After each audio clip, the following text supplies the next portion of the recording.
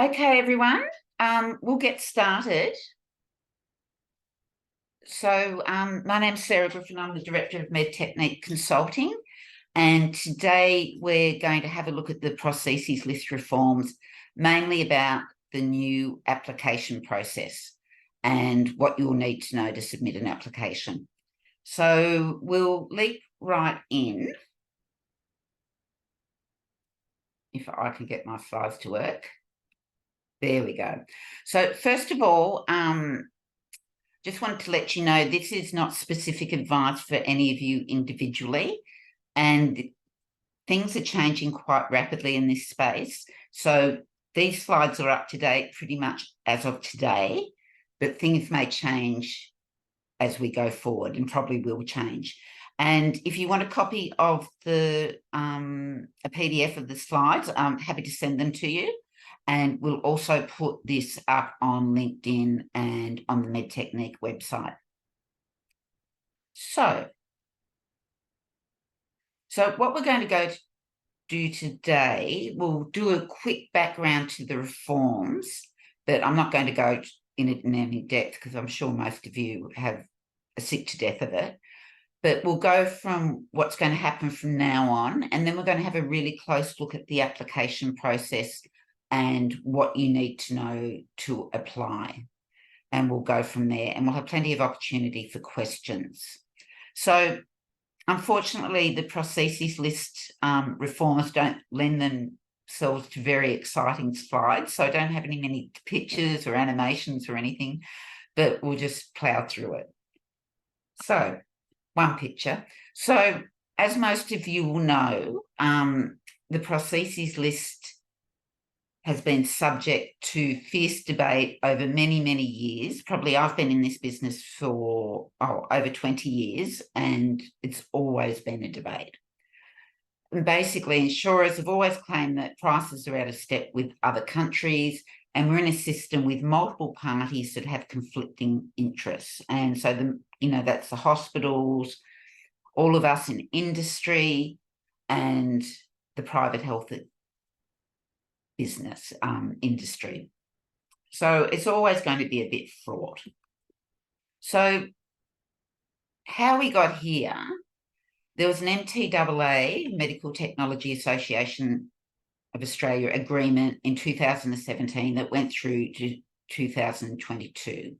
And we had quite significant price decreases across multiple products. So once that agreement expired in 2022, the budget, the 2021-22 budget committed $22 million for the Department of Health to implement further reform. And we actually have a memorandum of understanding with the previous government that is still in place with the current government, although not totally complied with on the government side. So the memorandum of understanding called for, I didn't mean to say MUA there, I actually meant to say MOU, but anyway. The MOU called for price decreases so that the prosthesis lift prices are similar to public prices. And we did go through a whole process of determining what the public prices for specific items were. And so that has been established. And these price decreases and the reforms are to be implemented from 2022 to 2025. So we're right in the middle of the reform process at the moment. So where we are at the moment is that a new online, well, it's not new, it's an existing health products portal that we use for applications for MSAC, or the Pharmaceutical Benefits Scheme, and that's going to be extended to the Prostheses List. That goes live next week. So, and there are webinars available that the department is running that you can have a look at how the system works. And so you will need to familiarise yourself with that platform. So from November this year, there'll be a further price decrease in the general use products. So these are the general and miscellaneous category products. And there'll be a further 20% of the difference between the weighted average price and the public price. So it's not a 20% decrease overall, just a further decrease in the difference between the two prices. And in November, we're also expecting a consultation paper on the regrouping of the prostheses list. So the department, along with consultants, have been attempting to simplify the grouping system on the prostheses list. But that's actually been, sorry about that. That's actually been harder than anticipated. Sorry. And I've just leapt through, and the department, even though we've told the department that it's very difficult to group prostheses to make it simpler, I think they've found that out for themselves. So they're having another go at it, and we'll see a consultation paper from then on. So, and January 14th is the likely application deadline for the July 24th prostheses list, which will be under the new system, and we won't have a prostheses list for March. So in July 24, the general use products are scheduled to be removed entirely from the prostheses list, and the rest of the products will have a further decrease of 20% between the weighted average price and the public price. So first of all, we've got a new name. So it's a prescribed list of medical devices and human tissue product list, the NDHTPL, which is very ungainly, or we can still keep calling it the PL, which is quite convenient. So this is a picture of the old platform, so that if you've submitted a prostheses list application before, you would have used this platform, and it's pretty clunky and tends to go down a lot and is not particularly user-friendly. So we're moving to the health products portal, which I would argue is also not particularly user-friendly. But for example, it takes, actually, I counted up this morning logging into the health products portal, it takes actually 10 separate steps to get to this point where you can actually go to your applications. But anyway, this is what's being used for better or worse, and this is what we're going to be operating on. So you will need to have a MyGov ID to operate this system, just the same way as you needed it for the prostheses list, the PLNS. So the health products portal was intended to digitise and simplify the process to pay and manage regulated and reimbursed health-related products and services. So it's certainly digitised, but it's definitely not simplified. So the department claimed that the industry and the pharmaceutical industry would save multiple millions of dollars from using this service, but I don't think that's correct. But basically, we can do everything through this system, so we'll be able to apply, correspond, and pay invoices through the portal.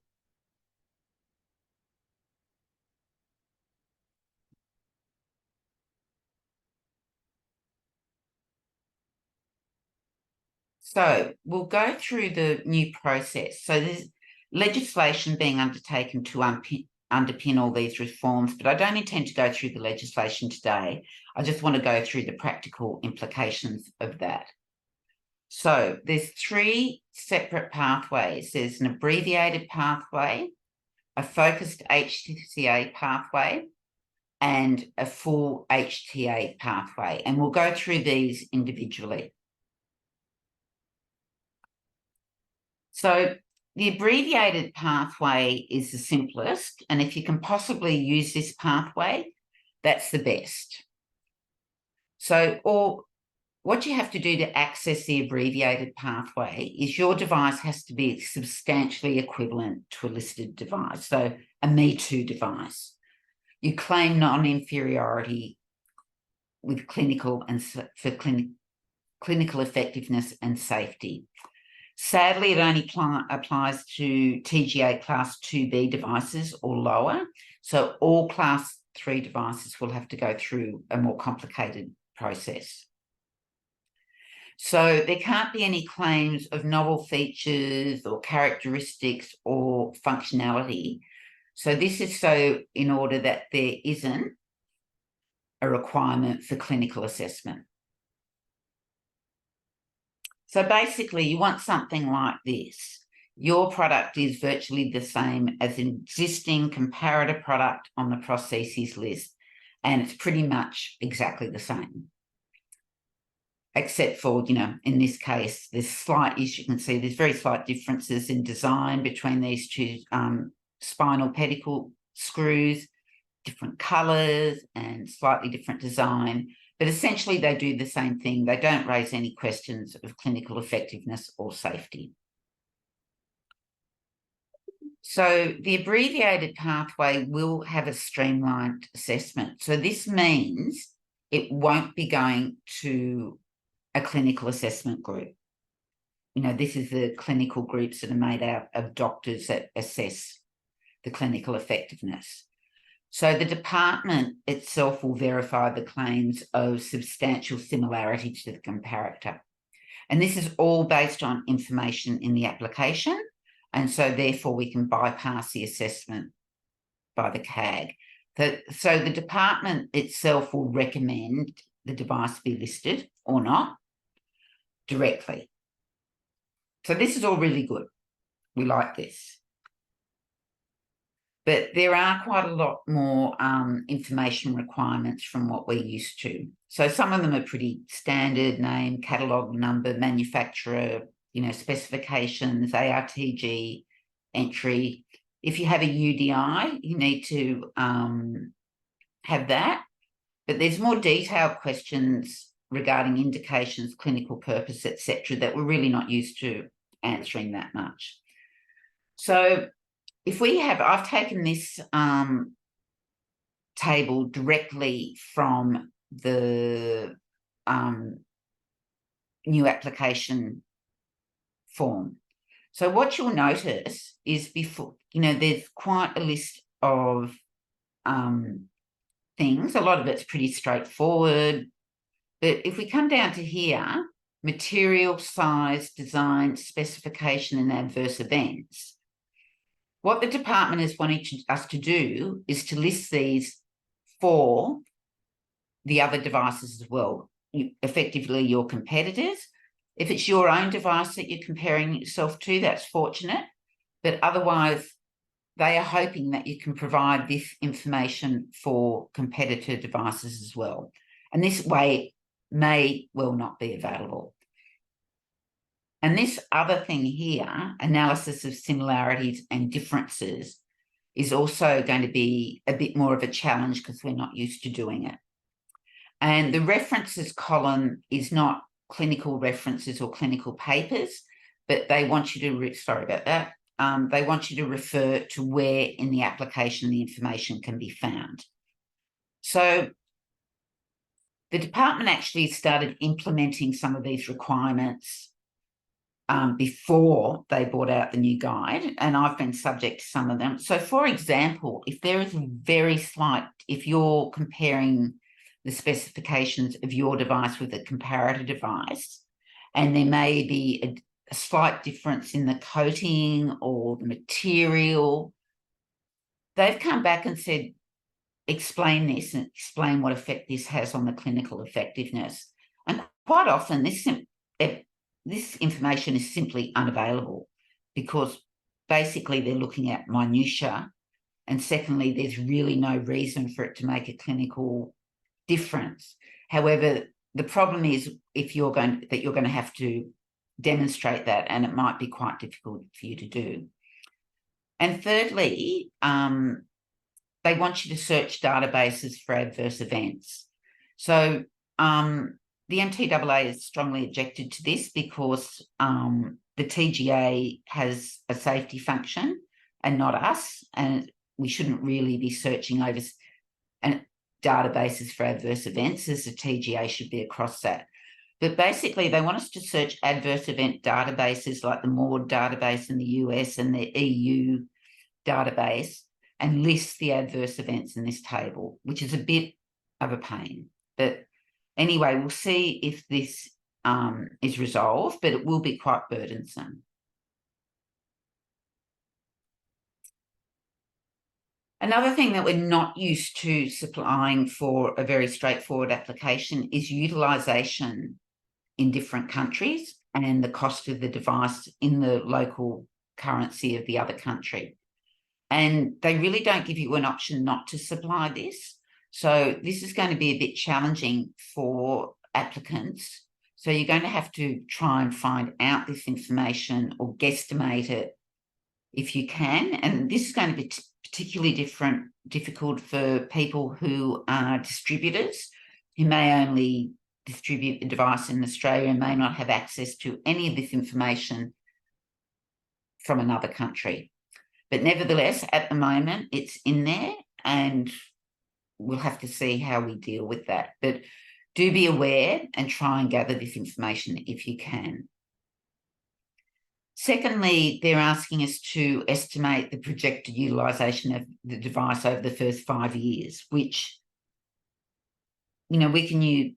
I'm sure you all have sales expectations and sales targets and things like that, but we know that this is, you know, quite variable and all sorts of things can affect this, including the number of patients available who might be eligible for this particular service. For example, there might be, as the population ages, there might be a much higher requirement for particular sorts of devices. So the intent behind this is, I believe, is that the department does believe, and the insurers definitely believe, that somehow the use of prostheses is driven by sales, by salespeople, and they somehow increase the number of devices, not just market share, but the total number of devices that are used in particular patients. So that's, you know, quite an assumption. So the second tier is what we call the second pathway is what we call the clinical / focused HTA, health technology assessment. And this is broken up into 2 separate groups. So first of all, a clinical assessment only. And secondly, if a clinical assessment and an economic evaluation. So unfortunately, all class 3 devices, even if they're a Me Too device, say an iteration of an active implantable device that may only have had a software upgrade or one additional feature added, but they're all going to have to go through at least the clinical assessment pathway. So for the clinical assessment, it's going to be primarily the clinical assessment group or the panel of clinical experts, and they'll make an assessment of the comparative clinical effectiveness and to confirm the appropriateness of the Prostheses List group that we've nominated. So far, that's fairly similar to the current process. So it's something we're all quite used to.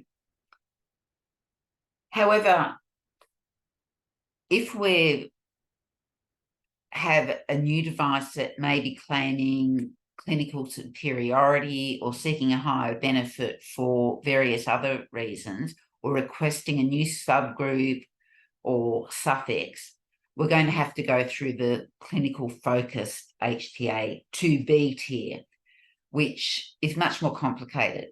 So there could be 2 or more comparatives with different benefits. So I really haven't seen that happen, but I presume it could happen. Or they'll have initial clinical assessment by the CAG. But if there are, particularly if you're seeking a high benefit, you're going to have to go through a contracted health technology assessment to see if there are an additional clinical or economic questions to be addressed. And we have had some experience with the contracted HTA, and it tends to take a very purist academic approach and very unpragmatic approach to assessment of devices. And it's been quite difficult to get a higher benefit or to claim superiority. And we don't anticipate that changing anytime soon.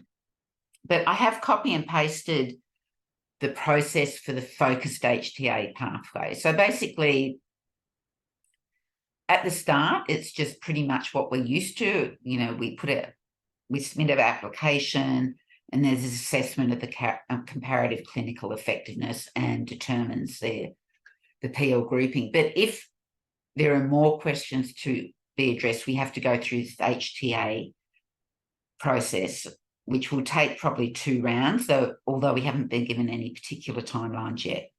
So the HTA contractor will prepare a comment on the clinical and economic claims that we've made in the application. The opportunity will get for the sponsor to respond, and then the PLARC will consider the assessment, our response, and makes a recommendation. So that is quite similar to the current process if you are claiming a new, a higher benefit. I think that it's just will apply to all Class 3 routinely. So, and finally, there's a referral to MSAC, the full HTA part. So there's a lot of things that will probably get referred to MSAC. So this process is, if there's a new medical service that is not currently covered in the MBS, well, of course, that's going to go to MSAC because you will need to have an MBS item number. But also, if the new prosthesis extends the range of indications or the type of patient beyond the original intent of the medical benefit schedule item number. So that could mean, say, for example, if someone had a contraindication that barred them from getting a particular procedure, but a new device overcame that in some way, then that could be sent to MSAC.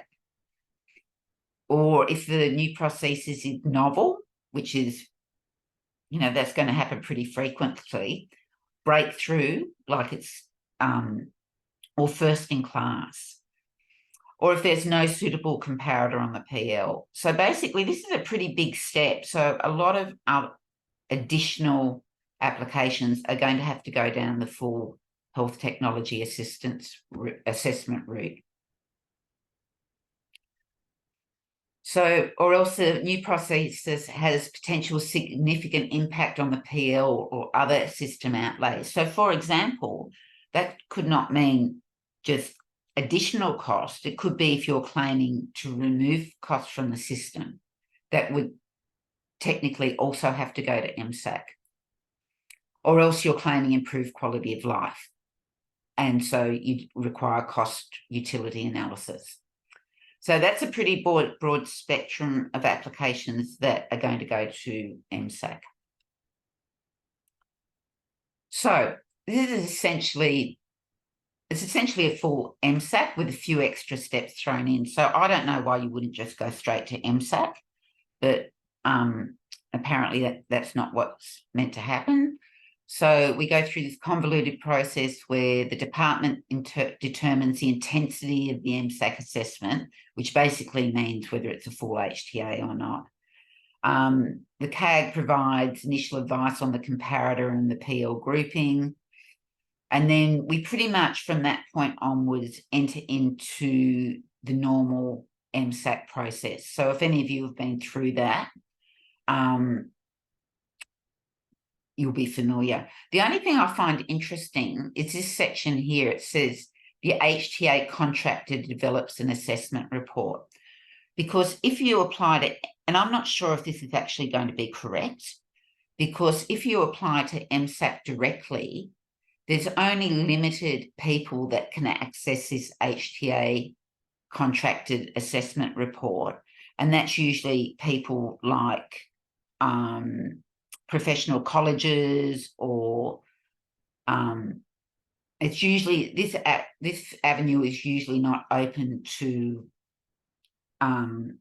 industry, because they're expected to prepare the assessment report themselves, which is, as I'm sure most of you know, it's a major undertaking and costs a lot of money. So I'm surprised that they've put that in there, and I suspect that they will expect you to do your own submission. But this is straight out of the guide at the moment. And then it goes through the normal MSAC process.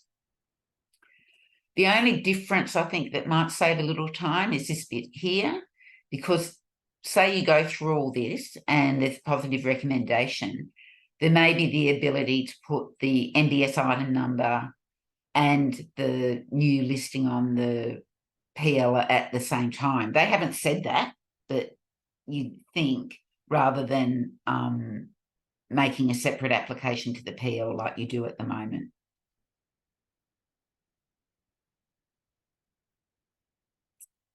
Okay, so let's think of some of the implications of all this. So first of all, it's your responsibility as a sponsor to nominate the appropriate pathway. And at present, other than the submission date, we have no real timelines of when each process must be completed. And at the moment, that process is very random. So we don't know if it's intended to be very random, or if there's going to be some set dates when all the different steps of those pathways I showed you are to be implemented. And the information requirements, even for the abbreviated pathway, may be difficult to comply with. In fact, I think when I think about it, I think it's going to be really difficult, and that it's going to be hard to complete every section of the application form. The department says they do understand that a lot of the comparator information may not be publicly available, and you're only expected to provide publicly available information, but it's still, you are expected to provide information on other people's products. So if we go to the new application form, it's far more complicated than the current form, and it's going to take a lot more time and resources to complete. So some of the new information that's included is the history of previous applications. If your item's part of a kit, for listing it, you have to justify why you'd list it separately from the rest of the kit. The specifications for all parts of the kit, not just the implantable component. So presumably, like say if you were doing, I don't know, an implantable heart valve, you'd have to describe every little bit of the kit. I mean, you might do that already, but it will be a requirement now. The UDI, if you have it, definition of the medical indication, we usually do that anyway. Criteria or tests to identify use in a specific subgroup. I always find this a bit strange, so I'm not quite sure what they mean. But basically, and I've never been quite sure what they mean, but maybe if it's meant to be used in a very specific population of, say, people with diabetes, like, you know, diabetes with several comorbidities, etc. But we have to, it's a bit vague, but we will be left to determine that. And the proposed place in clinical care, so where it fits into the clinical cycle. And for tier 2 applications, so this is class 3 and above, and anything that has claiming superiority or a high benefit, some really weird stuff. Which health professional delivers the service? How are they trained? Who pays for it? Is there a learning curve? Technical differences between devices and analysis of those differences. Again, the utilisation and prices in other countries, which is in the other section, and projected utilisation for 5 years. The barriers and facilitators to uptake of the new device in Australia. You know, again, I think the department is searching for evidence that that the industry is trying to extend the use of the device unnecessarily, and measures in place to restrict the use of the device to the intended population, which is apparently, industry are selling the device, but they're not actually responsible for prescribing the device. So I find this quite strange, but nevertheless, we have to address it. So, and we have a clinical evidence table now, which it's quite hard to, I think it's going to be quite challenging to fill out. So, particularly if you're not really claiming any anticipated change. But if you are, it's, there's quite a lot of specific information they want, and they want it in a specific manner. So we'll just have to see how this goes. We can certainly, if you have a nice clinical paper, that'll be great, and you can pull all that information out of it. If you don't, it'll be a bit more challenging. So the implications of this, again, is that the requirement to provide information on competitor devices, the utilisation and prices of devices in other countries may be very difficult to access.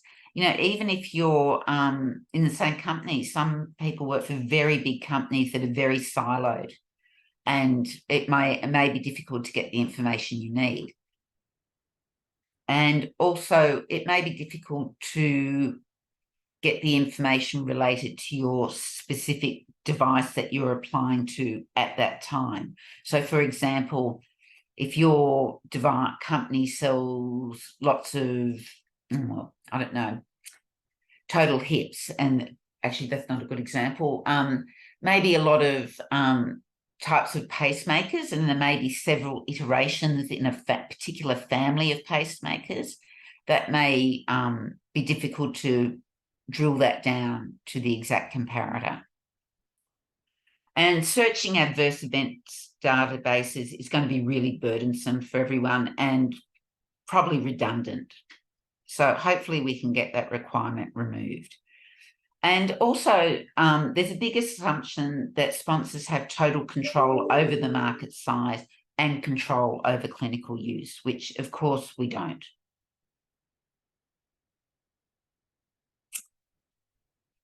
So are these changes locked in?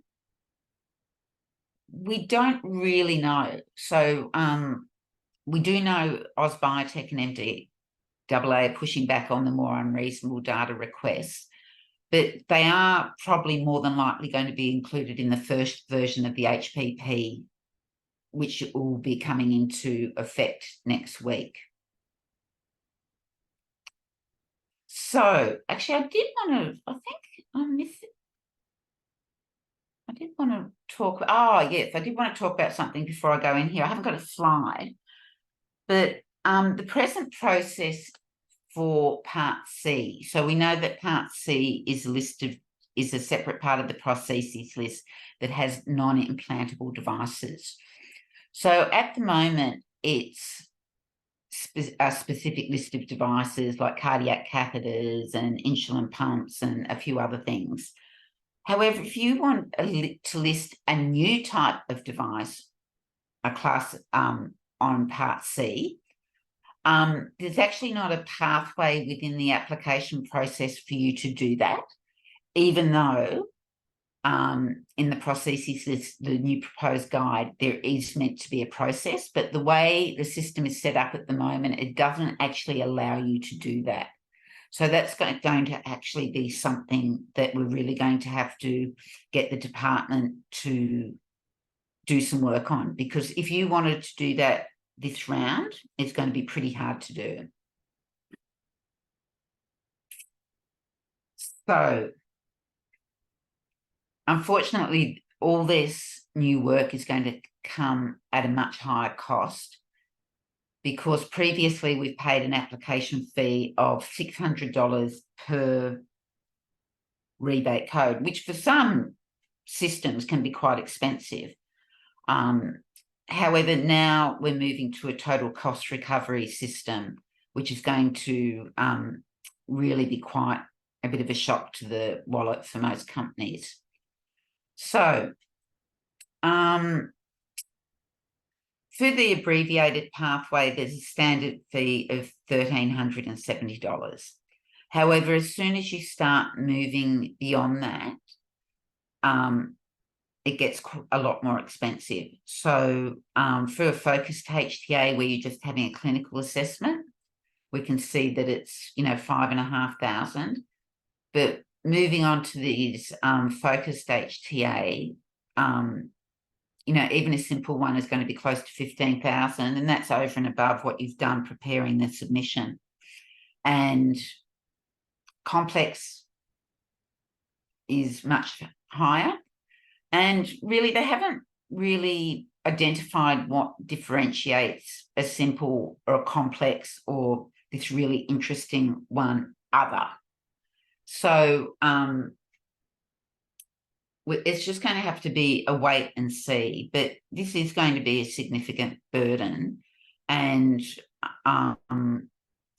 these fees are non-refundable. So it's going to be a bit of a challenge for a lot of companies, particularly smaller ones. So with the full HTA, we've only got a total fee of $4,670. But what that actually entails is just the PL part of the fee and doesn't include any of the fees for MSAC. Now, at the moment, MSAC does not charge, is not in a cost recovery mode. The main cost for applicants is the preparation of the submission and responding to the various assessment reports, which uses a lot of time and resources. But there are at present no application fees. But we believe that the MSAC does intend to move full cost recovery similar to PBAC, and that they have had proposed fees which will be in the order of about $140,000. So it will be significant, but apparently it has to be supported by legislation which doesn't exist as yet. So we've got a bit of a reprieve for the moment, but nevertheless, be aware that that may happen in the future. So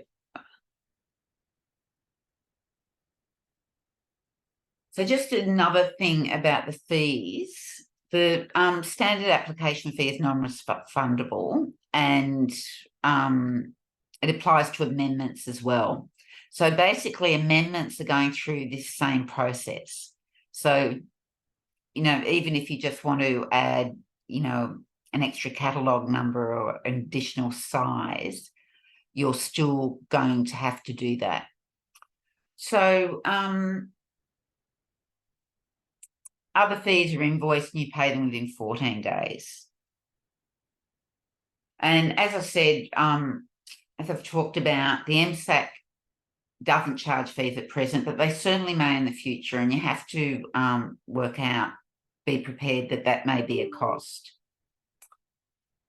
So I think I'm going to move on to Q&A. So no one's posted any questions as yet, probably because I didn't mention you could at the beginning.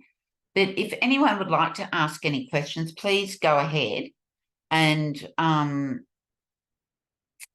just talk quietly to myself at the moment.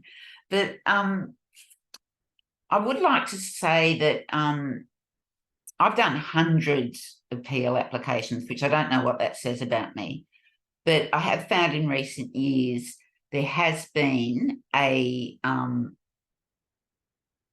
far more intense focus on the minutiae of an application and asking for justification of things that is really, really difficult to justify. But if that's, and I think it's only going to get worse, and I think the department is actually going to have a hard time coping with this. So we'll just have to see how it goes. So anyway, I don't seem to have any questions, which is highly unusual. So if not, I'm just going to wind this up. But if you have a question, here comes one. Let me see. Oh, has the updated prostheses list guide been published by the department? There is a draft prostheses list guide, and it has been published, and you can go to, if you Google prostheses list reforms, they'll have it in there. And we have given, the MTAA has given some feedback to that, and so has Odd MedTech, as far as I know. But it's a really good idea to read through it, because it does give you a sense of how the department is thinking about these applications and the sort of information you're going to have to provide. So it is available. There's also a sample application form that's available. And as I said, they're available on the website. So another question. So what's the time frame for decision making on Class 3 device applications? Well, one of the problems is that we don't know, because the Prostheses List Guide doesn't actually provide timeframes at the moment. We would assume that the Class 2A, the Tier 2A process, where it just has a clinical assessment, it would be exactly the same as now. But I think that would be a reasonable assumption. So previously, when we've been applying for a high benefit and we've had to have a contracted HTA, it can take a whole other round to get through that, and sometimes another 2 rounds. So I'm assuming that will be the same, but at the moment, this is what we're going to have to do. So, the questions are coming in thick and fast. When do you think the first reiteration of the PO or guide will occur? Do you know, I'm not sure. I think it is a work in progress. So I imagine they'll have one out.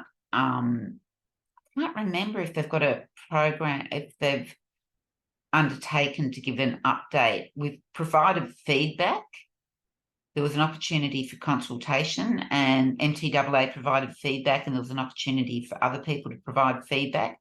But I don't know if there's a schedule for that. I would think in the next couple of months or so. I would think before the end of the year, but I'm only guessing. If you're just changing company name, do you still need to go through the full abbreviated process? I believe so, unfortunately. It's basically any change. It's any normal amendment is going to have to go through the same process.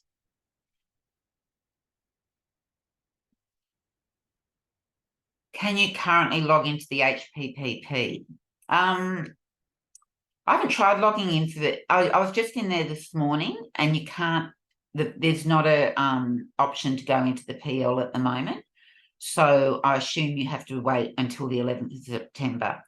And the department is running some webinars as to how to navigate the system.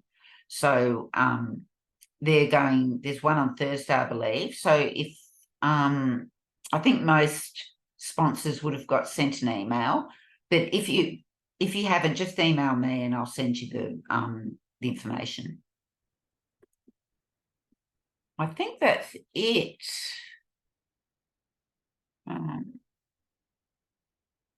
Yeah. Okay. Well, we're right on time for 45 minutes, unless there's another question pops up. So anyway, thank you, everyone. That's been great. I appreciate you. I've just got, oh, there's just one more question. Will your webinar be available, or the slides? Email me if you want the slides and I'll send you a PDF, and we'll post the webinar on the MedTechnique website, where we've got a whole bunch of other webinars there if you need it, and we usually send it out by LinkedIn as well, so you should be able to it should be easily available for everyone. Okay, I do think that's it now, but thank you everyone. Thanks for coming. I really appreciate it. Send me any questions, and always happy to have a chat. Okay, thank you.